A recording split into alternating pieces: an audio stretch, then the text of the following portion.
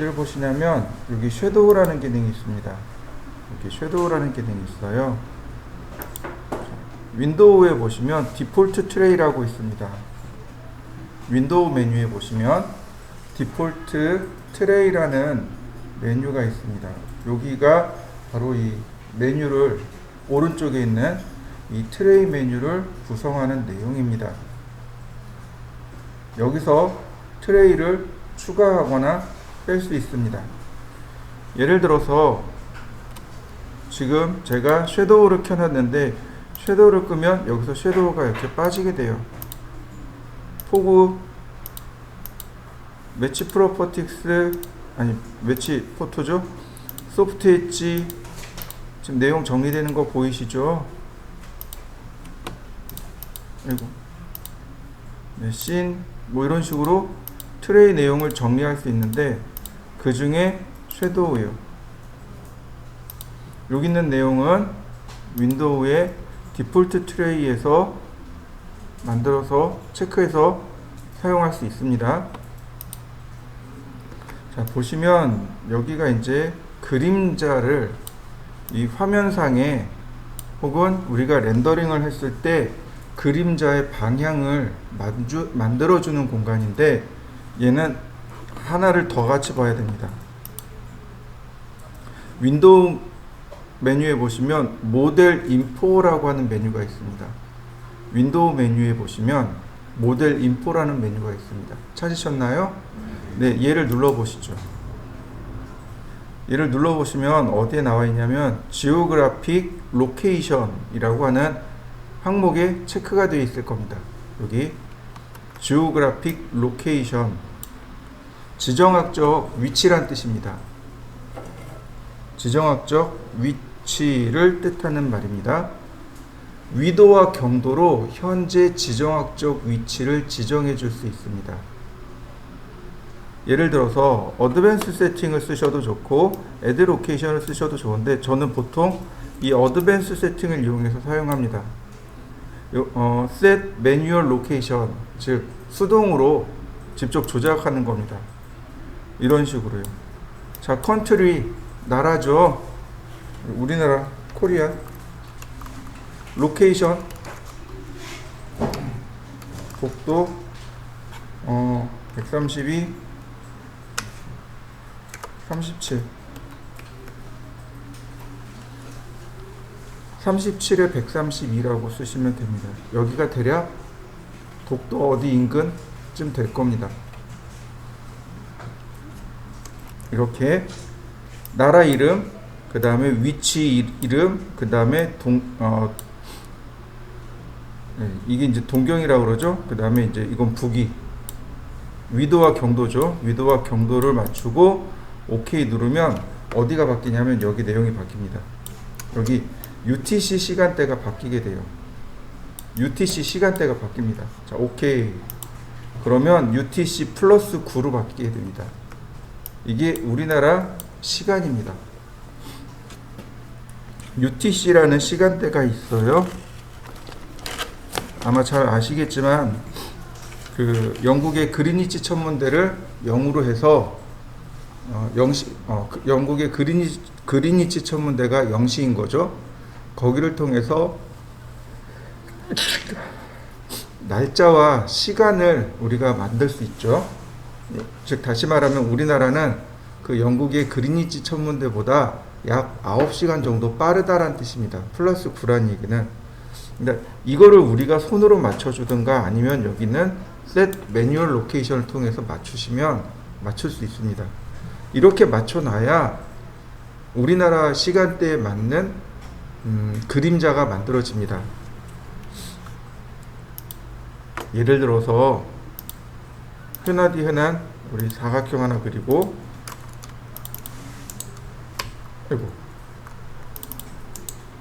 구름 만들고 예를 들어 또 프렘푸시로 자 이렇게 그룹을 만들었습니다. 자 UTC 시간대가 있고요. 그 왼편에 아이콘이 있습니다. 아이콘을 누르면 화면상에 그림자가 맺혀집니다.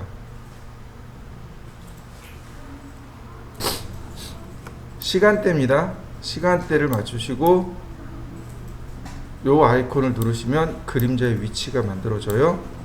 그 다음에 그 아래가 타임 데이트 이렇게 됩니다. 타임은 시간이고 데이트는 날짜겠죠. 이게 몇 시냐 이거죠. 오전이냐 오후냐, 오전이냐 오후냐. 시간에 따라서 어떻게 되나요?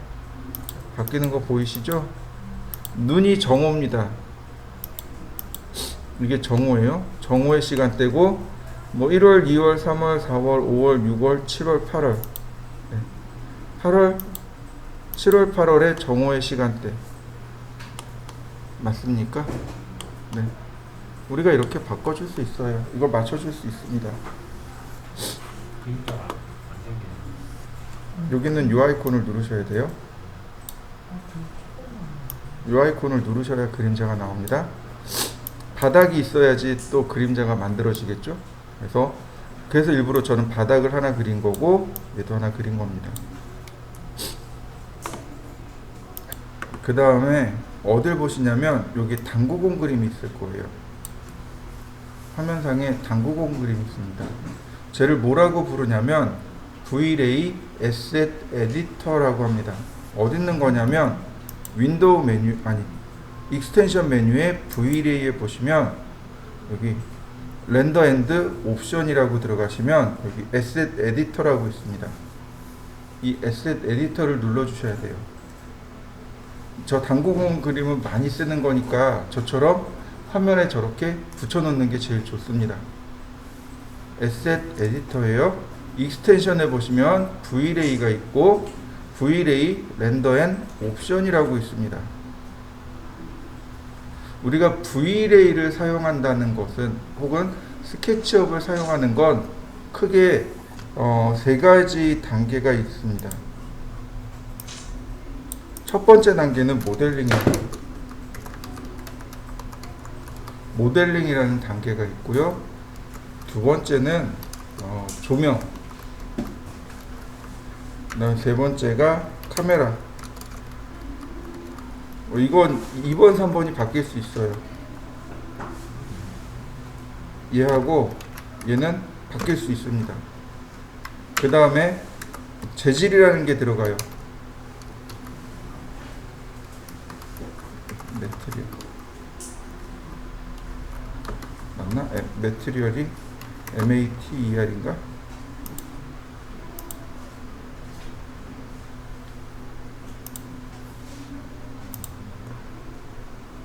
보시죠. 당구공 그림을 누르시면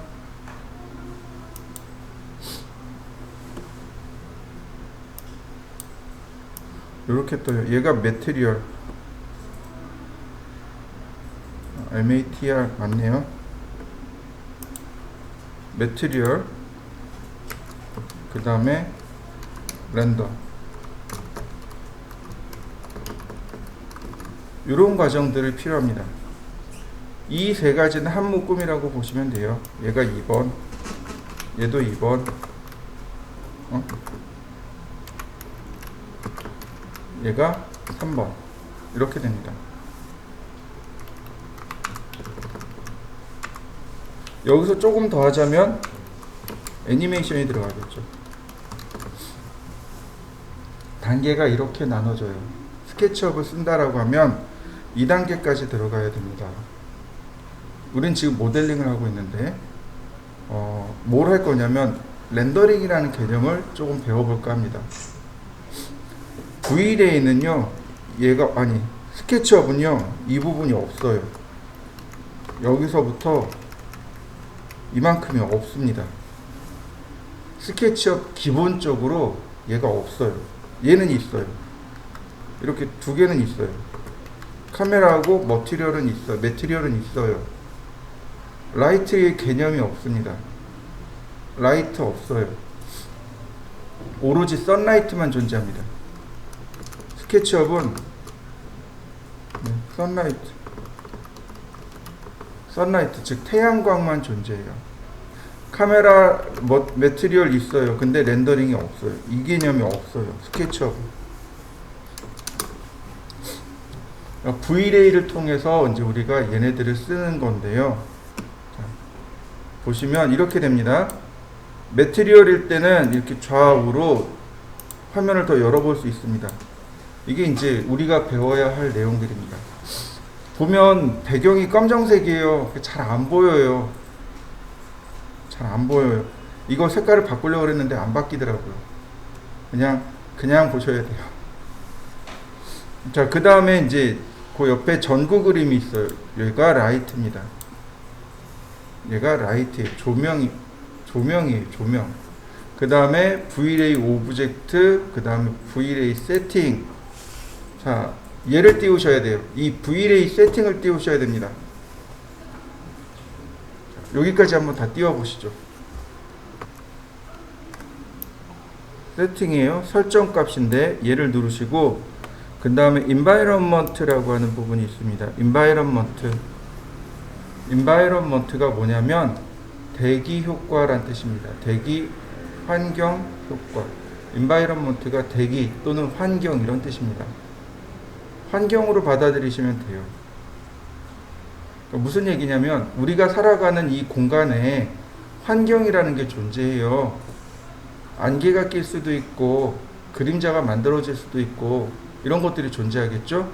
네, 그 중에 environment override라고 하는 값이 있습니다. 첫 번째 값이에요. environment override는 재정의하다라는 뜻입니다. environment는 환경이란 뜻이고, 즉 환경을 재정의하다라는 뜻으로 첫 번째 값 GI 값을 요걸 켜주셔야 돼요. 이 GI 값이 켜져야 됩니다. 그래야 온전한 V-Ray 렌더링이 들어갑니다. 얘를 끄시면 안 돼요. 반드시 얘를 켜셔야 돼요. 이거 다 모르셔도 돼요. 이거 다 몰라도 되는데 첫 번째 이 GI 값을 킬 줄만 알면 돼요. 저도 이 GI 값만 많이 써요. 무슨 얘기냐면 조명이라는 게 있어요.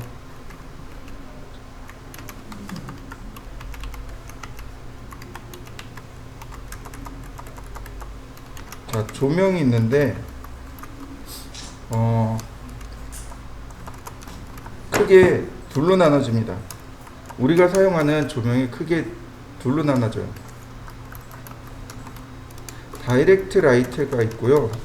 그 다음에 인다이렉트 라이트가 있습니다. 다이렉트 라이트가 있고 인다이렉트 라이트가 있어요. 얘를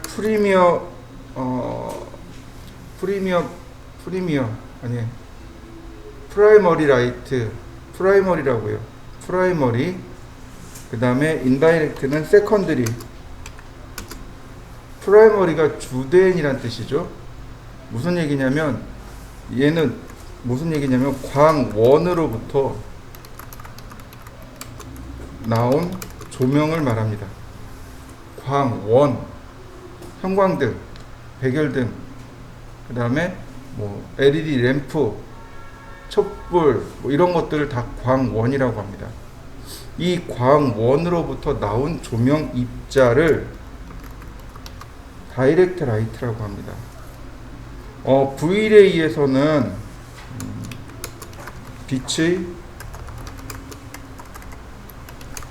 입자설을 원칙으로 합니다. 물론 파동설도 체크를 하긴 합니다. 파동설을 체크하긴 하는데 기본적으로 빛의 입자를 원칙으로 해요. 우리 초등학교 다닐 때 다 배웠을 거예요. 초등학교, 중학교 다닐 때 빛은 입자라는 가설이 하나 있고 그 다음에 파동이라는 가설이 하나 있다라고 해서 두 가지를 배웠을 겁니다. 기억나시죠? 기억이 안 나시나요? 자, 이런 거죠. 여기 벽이 있어요. 이렇게 벽이 이렇게 있는데 구멍이 조금 나 있어요. 그러면 빛이 들어와요. 그러면 빛이 이렇게 진행하는 게 아니고 이렇게 옆으로 퍼져서 가죠. 그죠? 이게 왜 이렇게 되냐면 빛의 파동 때문에 그렇습니다.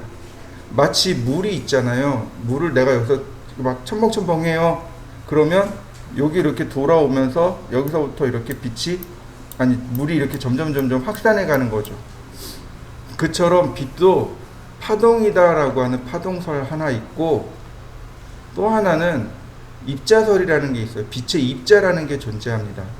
그래서 그 입자를 가지고 우리가 따지는데, 어떤 걸 예를 들었었냐면, 그 햇빛 같은데 이렇게 서 있으면 살갗이 따갑죠. 따가운 이유가 빛의 입자가 맞닿기 때문에 따갑다라고 우리가 그렇게 배웠어요.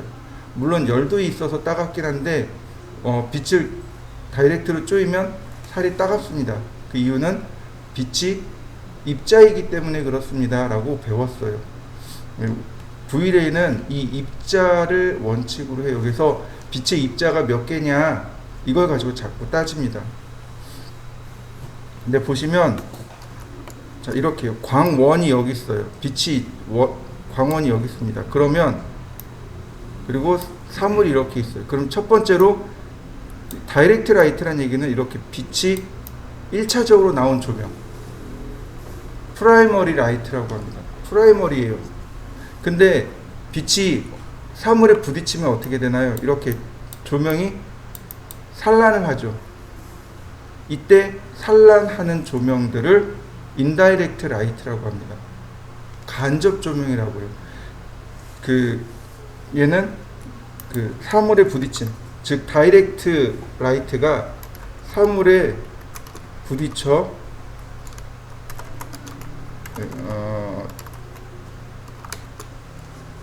튕겨나온 조명의 입자, 얘는 직접 조명이라고 하고 얘는 간접 조명이라고도 합니다.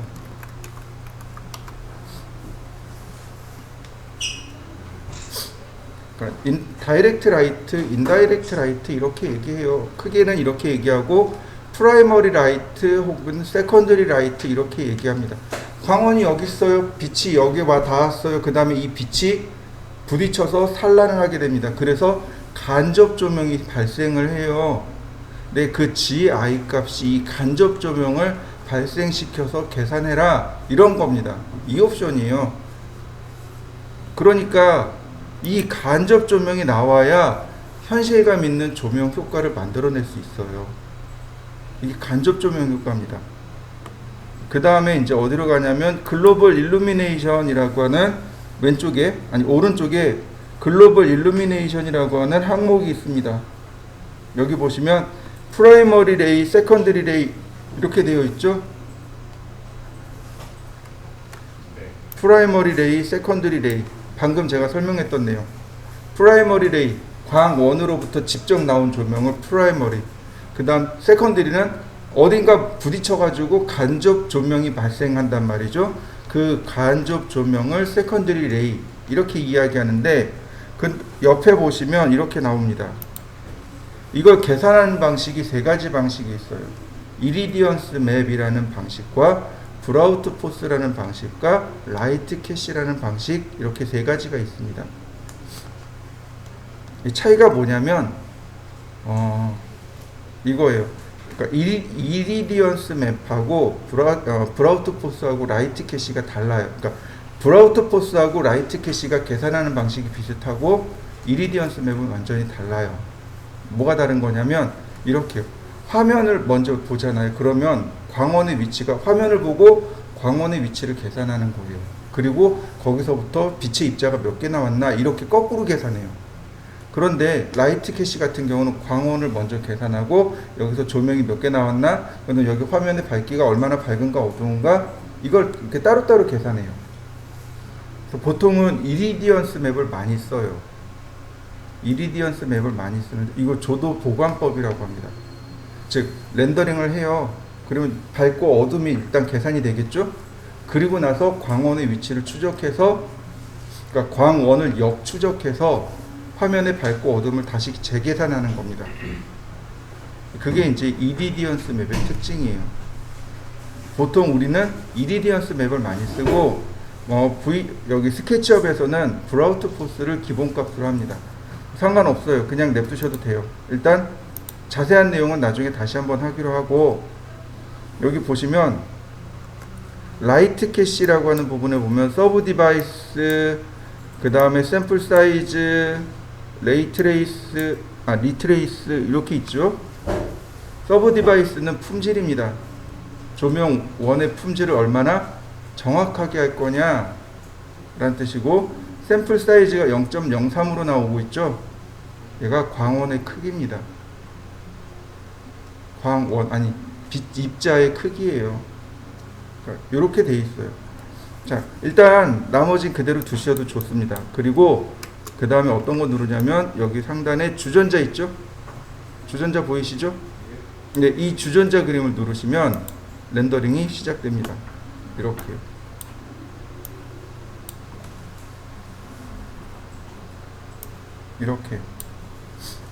이렇게 봐야 사실감 있는 효과가 만들어집니다. 늘 이렇게 보셔야 돼요. 제가 이제 권유하는 거는 사진을 조금 많이 찍어 두세요 라고 권유를 합니다. 나중에 이제 사진 찍는 방법에 대해서 설명을 드리긴 할 겁니다. 근데 이제 제가 설명드리는 건 초급밖에 안 되겠죠. 조금 더 깊이 들어가려면 여러분들이 조금 더 깊이 있게 공부를 하셔야 돼요. 자, 이런 거죠.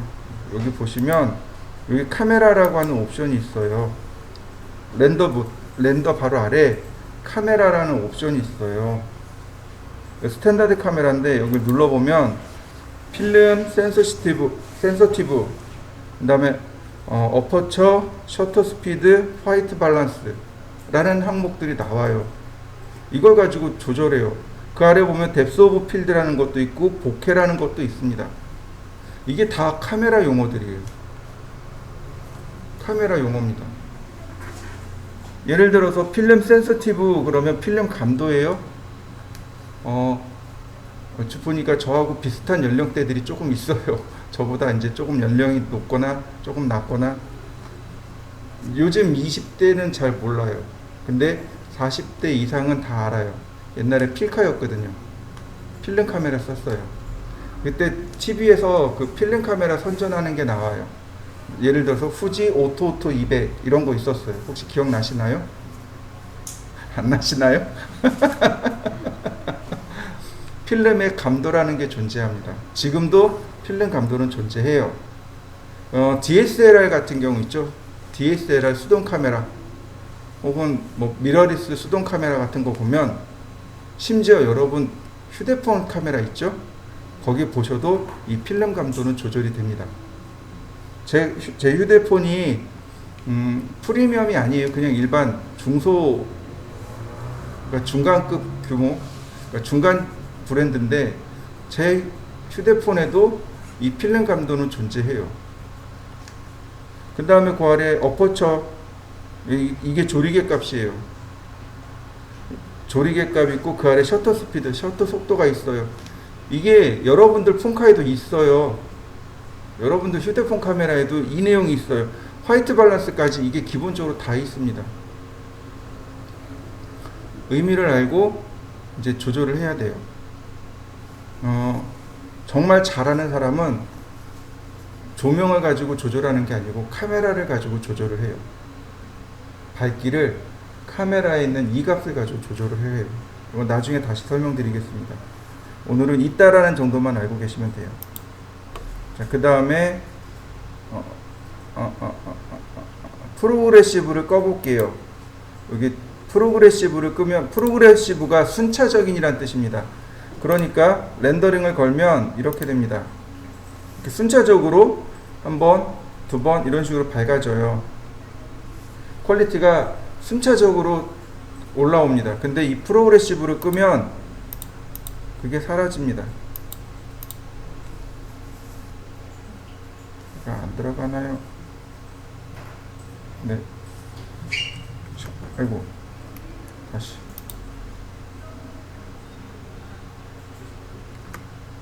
여기 얘네들 보이시죠? 네모난 사각형 보이시죠? 저 네모난 사각형이 지나가면서 렌더링을 마무리하고 넘어가 버립니다. 프로그레시브는 화면 전체를 한번 쭉 렌더링하고 계산하고 렌더링하고 계산하고 보여주고 이렇게 돼요. 이게 프로그레시브라면 프로그레시브를 끄면 전체적으로 쭉 계산한 다음에 저 네모난 사각형이 지나가면서 마무리하고 넘어가요. 이게 이제 주로 많이 사용하는 방법입니다. 그래서 프로그레시브를 끄고 렌더링 하시면 저렇게 조만한 사각형이 왔다 갔다 하는 걸 보실 수 있습니다. 저 사각형이 버킷이라고 부르고요. 버킷이라고 부릅니다. 이 사각형을 버킷이라고 하고, 이 버킷의 개수가 지금 4개 있죠. 4개 나와 있죠. 네, CPU가 4개 있다는 뜻입니다. 지금 우리가 사용하는 학원에 있는 이 컴퓨터는 쿼드코어, 즉 CPU는 하나 있는데 그 CPU 하나 속에 코어가 4개가 있는 거죠. 그래서 쿼드코어 CPU다라는 걸 확인할 수 있습니다. 만약에 옥타코어면 이게 6개가 왔다 갔다 해요. 맞나요? 옥타코어면 8개네요. 8개가 왔다 갔다 합니다. 헥사코어면 6개. 그냥 코어 투 듀얼 그러면 2개가 왔다 갔다 해버립니다. 그러니까 요거 가지고 CPU의 개수를 확인할 수 있어요. 그럼 이 네모난 버킷이 많으면 많을수록 좋은 거겠네요? 네, 많으면 많을수록 좋죠. 왜냐면 렌더링 속도가 빨라질 테니까. 근데 금액은요? 컴퓨터 금액은 많이 비싸요. 조금 비싼 게 아니고 많이 비싸요. 어쨌든 이런 정도 상식을 좀 지니고 계시면 좋습니다. 여기 보시면 확대를 해볼까요?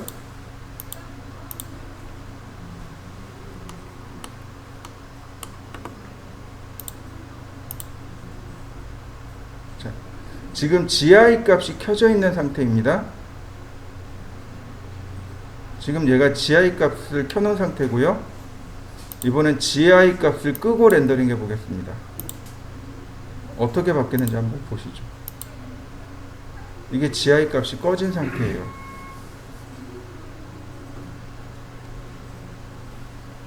이게 사실감 있나요? 잘 모르겠네. 얘가 GI 값이 켜진 상태. 뒤에 보시면 그림자가 얼룩덜룩 할 거예요. 밝고 어두움이 비춰진단 말이죠. 여러분들도 한번 렌더링을 걸어보세요. GI 값을 켜고 렌더링 해보고 GI 값을 끄고 렌더링 해보세요. 제가 90쪽에 있는 내용을 보여드릴게요. 한번 보시고 따라 하시면 좋겠습니다. 보시면 사각형이 있는데 사각형의 크기가 500에 800입니다. 자, 그래서 렉탱으로 여기 있는 렉탱글 툴로 클릭하고 500, 800 그러면 이렇게 생긴 거겠죠? 자, 이렇게 생겼습니다. 근데 보시면 여기 끝에 라운드가 이렇게 돌아가죠? 이렇게 돌아갑니다.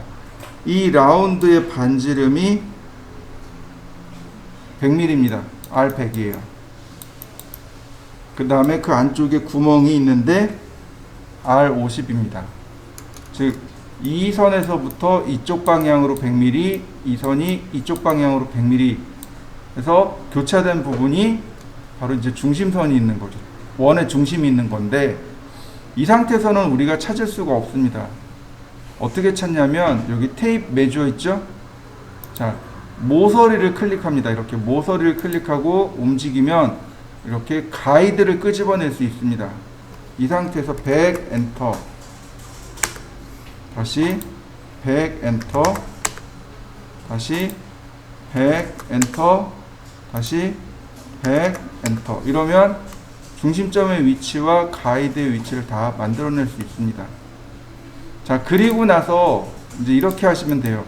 서클 클릭, 그 다음에 선택 툴로 삭제. 이거 자, 되나요?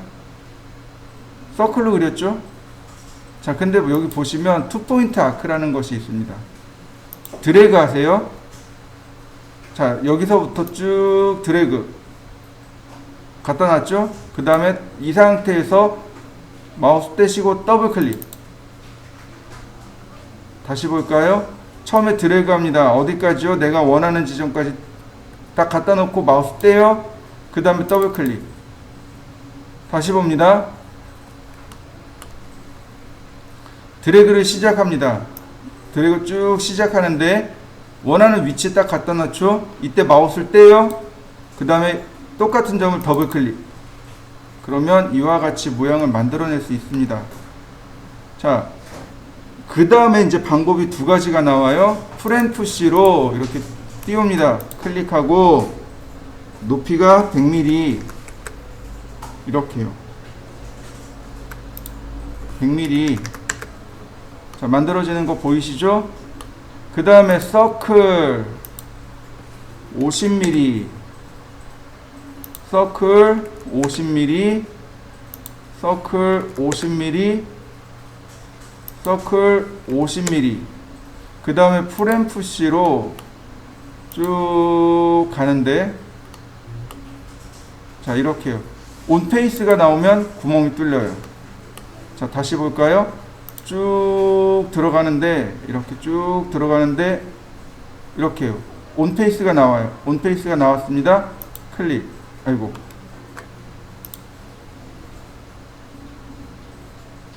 자, 온페이스 떴죠? 그럼 이렇게 구멍이 납니다. 만약에 얘가 아니면 얘가 구멍이 안 나요. 이렇게 돼요.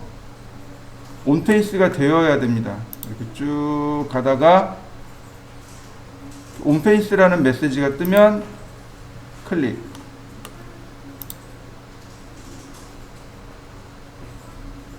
그러면 이렇게 구멍을 낼 수 있습니다. 이렇게 해서 하나가 만들어졌고요.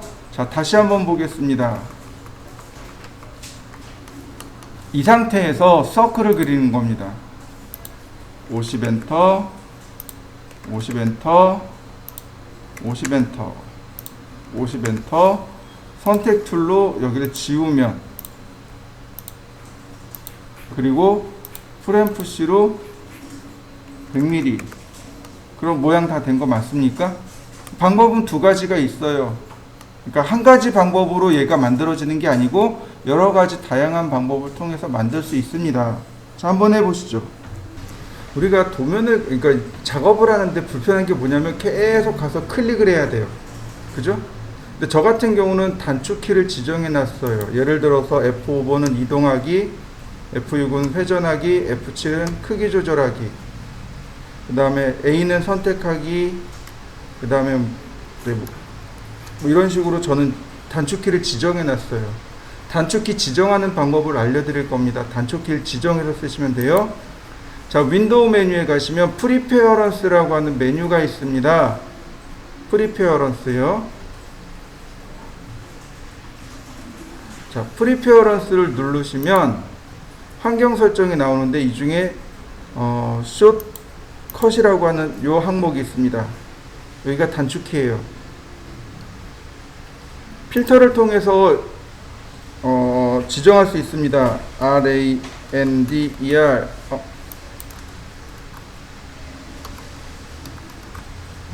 그러면 렌더링 보면 이렇게 렌더 옵션이 있죠. 이렇게 F10키에 저장되어 있네요. MA material TER. 네, material. 그러면 material ID. 그럼 F9 이렇게 누르시면 돼요. 그리고 이렇게 들어갈 수 있습니다. 오케이. 그러면 F9번 누르면 이렇게 재질이 나오겠죠. F10 누르면 렌더링이 들어가겠고요. 단축키 지정하는 방법입니다. 예를 들어서 라인은 L 누르면 단축키 빠졌네요. 그럼 다시 한번 볼까요? 프리페어런스 여기서 찾습니다. 라인. 그러면 드로우에 라인이라는 명령, 여기 L 들어가 있네요. 여기다가 쓰시면 돼요. 여기다 쓰시고 더하기 키 누르면 들어갑니다. 서클. 그러면 C 전 넣어놨습니다. 아크. 자, 투포인트 아크는 뭐가 좋을까요? 자, C로 C는 누가 들어가 가지고 있네요.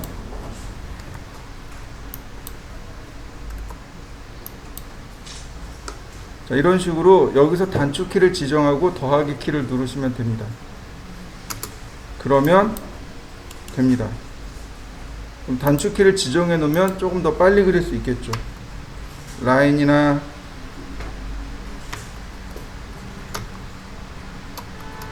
서클이나 렉탱이나 이런 식으로 단축키를 지정해서 쓰시면 됩니다. F9키, F10키 뭐 이런 식으로.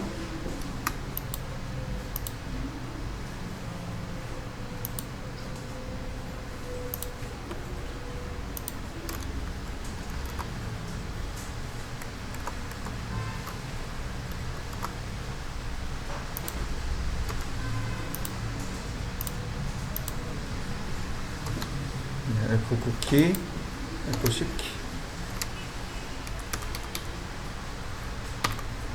그러면 작업 속도가 훨씬 빨라지겠죠. 세이프 프레임이 어디 들어가 있을 텐데요.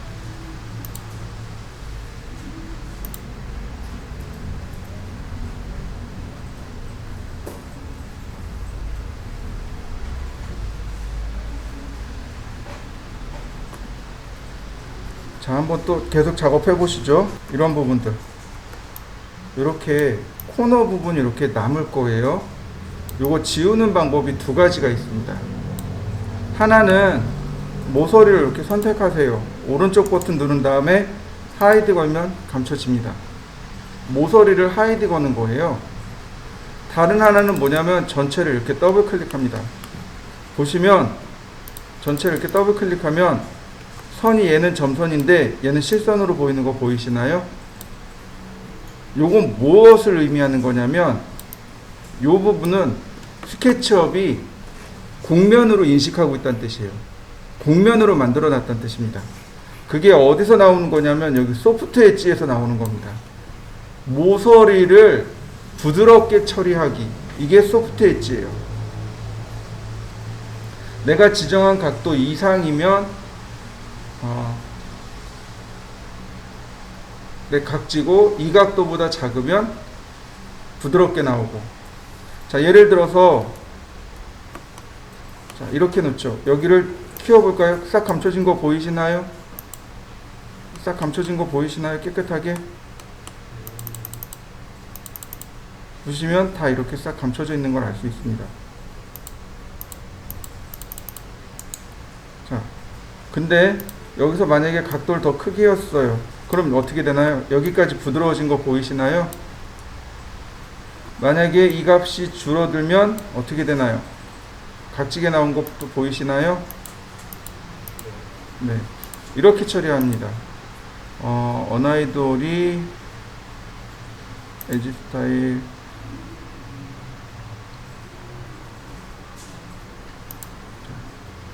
이렇게요.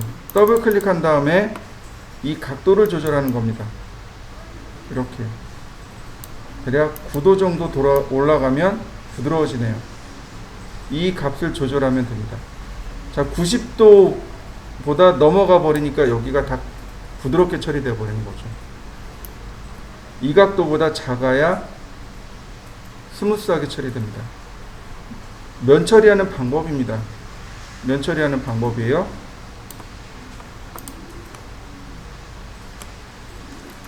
자, 옵셋이라는 개념에 대해서부터 좀 알아보도록 하죠. 옵셋이라고 하는 개념은 이렇게 폐곡선, 계곡선 등에 대해서 일정한 거리만큼 키우거나 줄이거나 이렇게 간격을 띄워서 해당 면을 혹은 선을 복제하는 것, 이게 옵셋입니다. 이렇게 복제하는 개념이 옵셋이에요. 다시 볼까요? 자, 사각형을 그렸습니다. 프렘푸시 오른편에 보면 옵셋이라고 있어요. 해당 면을 클릭한 다음 얼마만큼 띄울 건지 여기다 쓰시면 됩니다. 200mm 그러면 200mm가 이렇게 똑같이 테두리가 지겠죠. 그리고 바깥쪽으로 200mm 그러면 200mm짜리 라인이 그려지는 겁니다. 자, 그 97쪽에 있는 내용은 바로 이렇게 그리는 거예요. 자, 보시면 원이 있네요. 그리고 자, 서클을 먼저 그려볼까요? 서클 반지름 500 이렇게 생겼습니다. 그리고 맞나? 네, 맞죠? 반지름 500. 근데 귀가 이렇게 있는데, 이 귀가 있는데 중심점에서 500 떨어진 곳에 원이 있답니다. 자, 테이프 메주어를 이용해서 자, 중심점의 위치를 찾아보겠습니다. 클릭한 다음 500, 쉼표 500.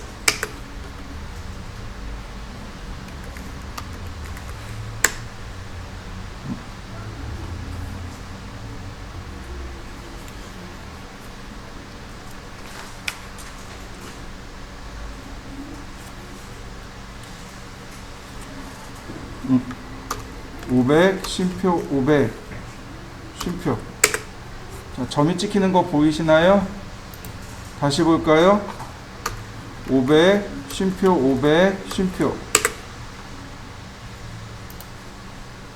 이쪽 방향이죠. 아, 이쪽이니까 마이너스 500, 쉼표 500, 쉼표. 이렇게 생겼네요.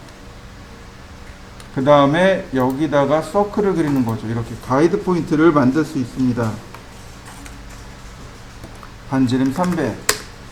여기도 반지름 300. 이렇게. 자, 다시 한번 볼까요? 뭘 보냐면 이걸 보시면 돼요. 테이프 메주어를 이용해서 그리는데 그냥 그릴 때는 나와요. 이렇게 가이드가 나옵니다. 근데 이렇게 오스냅 포인트를 해서 오스냅 포인트 보시면 이렇게 해요. 그러면 점이 찍히죠. 점이 찍히는 거 보이시나요? 이런 걸 가이드 포인트라고 합니다. 얘가 가이드라면 얘는 가이드 포인트가 됩니다. 이렇게. 자, 오스냅에서 이렇게 올라갈 수도 있지만 얘는 안 들어가겠구나. 이렇게 가이드 포인트가 이렇게 들어가요. 그러니까 여기도 똑같이 가이드를 만들어야 되겠죠. 가이드 포인트를 만들어야 됩니다. 아무것도 없잖아요. 그러니까 원의 중심에서 클릭하고, 자, 상대 좌표하는 거 기억나시죠? 소가로 500, 쉼표 500, 쉼표 그리고 엔터. 다시 볼까요? 소가로 마이너스 500, 쉼표 500, 쉼표. 그 다음 서클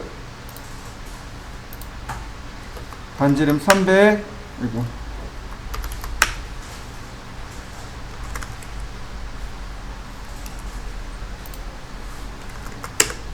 그 다음 여기도 마찬가지로 반지름 300. 그러면 여기 있는 요선들이 지워도 되겠죠, 이렇게. 그리고 이 부분들 여기는 이제 적당히 하시면 돼요. 여긴 치수가 안 나와 있습니다. 여기는 치수가 없으니까 적당히 하자고요. 자, 투포인트 아크 여기 끝점에서 끝점으로 더블 클릭.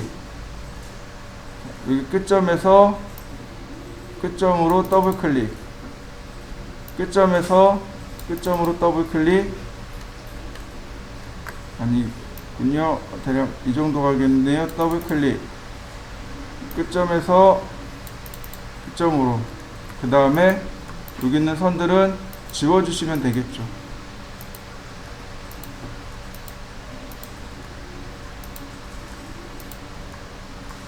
자, 그 다음에 전체 돌출을 실행합니다. 드래그.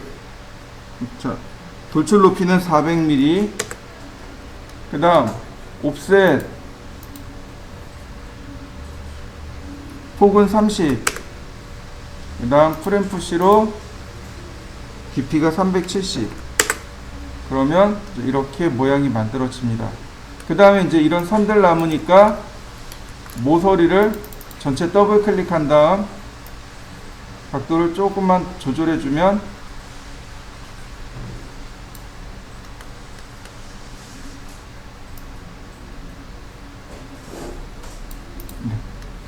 얘는 안 들어가네요. 그러면 오른쪽 버튼 눌러서 하이드 눌러버리면 되죠. 그러면 모양이 완성됐죠. 자, 한번 모양을 만들어 보시죠. 600mm 올렸습니다. 이렇게요. 자, 이때 보시면 이렇게 잘라야 되잖아요. 이렇게 자르는 게 옵셋인데 잘 보세요. 일반적으로는 이렇게 들어와요. 그죠? 일반적으로는 면의 중심을 향해서 옵셋이 일어납니다. 그런데 이렇게 할 수 있습니다. 미리 선택해 놓는 거예요. 미리 옵셋할 면을 선택하면 이쪽 방향으로 옵셋이 일어납니다.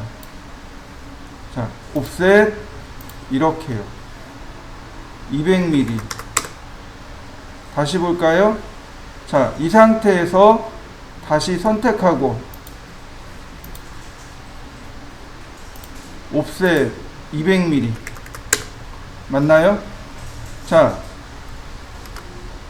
얘가 이 아래쪽으로 200mm 내려갑니다. 그 다음 이렇게 해도 되겠죠. 선택하고 옵셋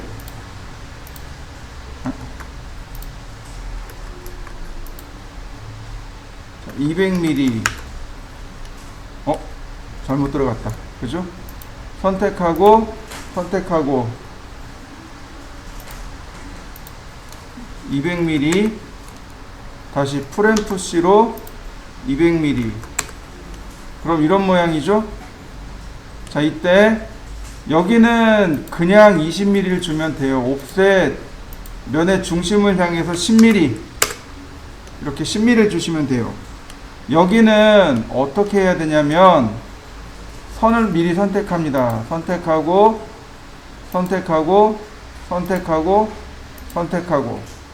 그 다음 옵셋 10mm. 그 다음 똑같이 선택하고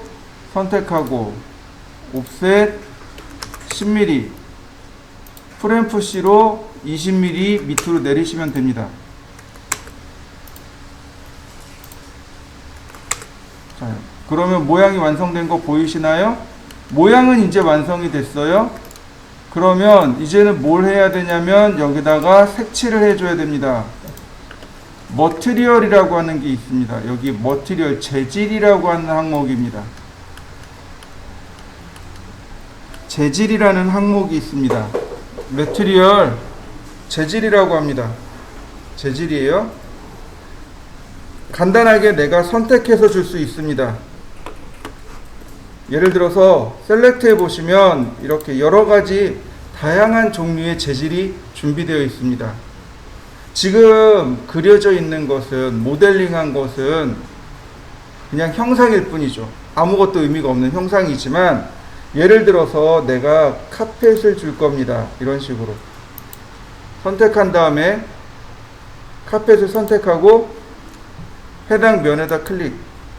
그러면 이렇게 카펫이 들어가게 돼요. 보세요. 클릭. 카펫 들어간 거 보이시나요?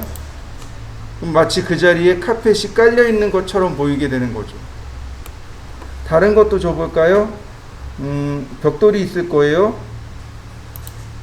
벽돌이 브릭. 벽돌이네요. 그러면 벽돌이 들어간 거 보이시나요? 클릭만 해주시면 됩니다. 이렇게. 그러면 벽돌과 그 위에 카펫이 들어가 있는 것처럼 보이는 거죠. 자, 다시 보세요. 자, 선택합니다. 에디트라고 하는, 셀렉트는 기존에 있는 재질들, 미리 스케치업에서 준비된 재질을 그냥 부여해 주는 겁니다. 근데 에디트는 수정하는 겁니다. 내가 재질을 수정할 수 있어요. 여기 보시면 두 가지입니다. 크게 두 가지예요. 색상과 텍스처. 그 다음에 하나 더 줄까요? 오파시티. 총 3개입니다. 색상을 부여해서 들어가는 것들. 우리 지금 여기 보시면 얘네들 모니터 같은 경우는 단순 색상만 주면 돼요. 근데 여러분들이 앉아있는 책상은 어떤가요? 나무 무늬를 줘야죠. 그 다음에 유리병 같은 건 어떻게 되나요? 투명도를 줘야 되겠죠. 그렇게 보시면, 여기 보시면 크기가 이렇게 나와요. 이게 크기입니다. 크기예요. 벽돌의 크기 100mm. 어때요? 사이즈 줄어드는 거 보이시나요? 190mm. 적당히 보기 좋게 들어갔네요. 자, 그 다음에 스포이드로 불러오죠. 그러면 100mm 너무 크고 50mm. 그러면 이렇게 타일 모양으로 모양이 완성이 됐죠. 자, 다시 언두. 자, 제일 첫 번째, 우리 과제물처럼 색상을 줄 겁니다. 색상을 줄 거예요. 머티리얼에 보시면 여기를 클릭하셔도 좋아요. 여기를 아니다. 선택을 하고 클릭하면 이렇게 나와요. 재질이 나옵니다. 근데 이렇게 하셔도 돼요. 재질에 보시면 셀렉트가 있고 에디트가 있습니다. 선택한 다음에 아무거나 선택하고, 여기 또 안 들어간대. 컬러.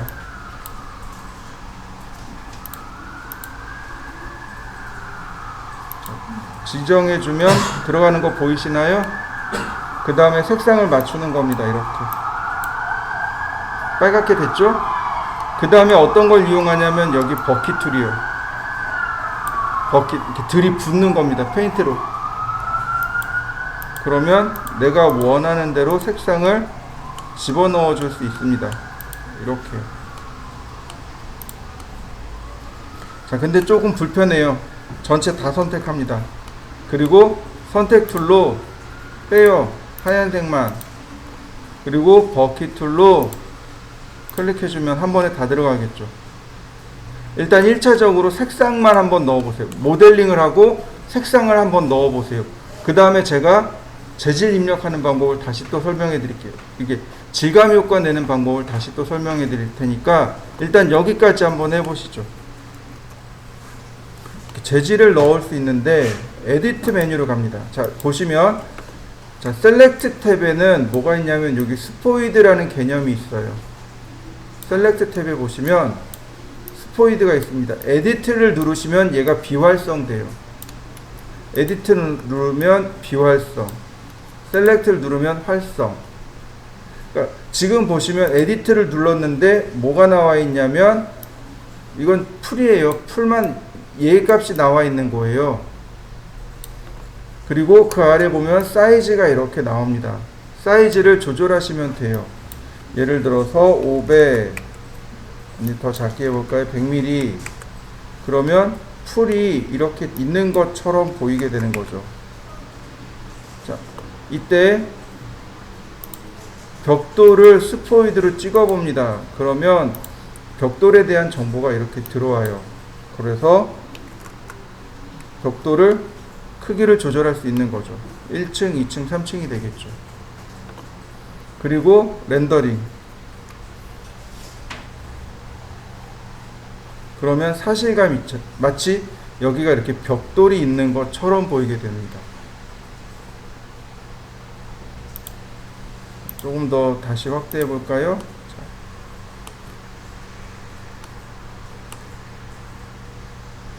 다시 렌더링. 그러면 이렇게 벽돌이 있는 것처럼, 그리고 그 위에 잔디가 있는 것처럼 보이게 됩니다. 이게 이제 재질의 개념이에요. 내가 모델링을 한 것은 말 그대로 그냥 형태를 만든 겁니다. 근데 거기서 끝나면 안 돼요. 재질을 입혀줘야 돼요. 이게 이제 매트리얼입니다. 재질을 입혀놓고 렌더링을 해야 이렇게 사실감 있는 효과가 만들어지게 됩니다.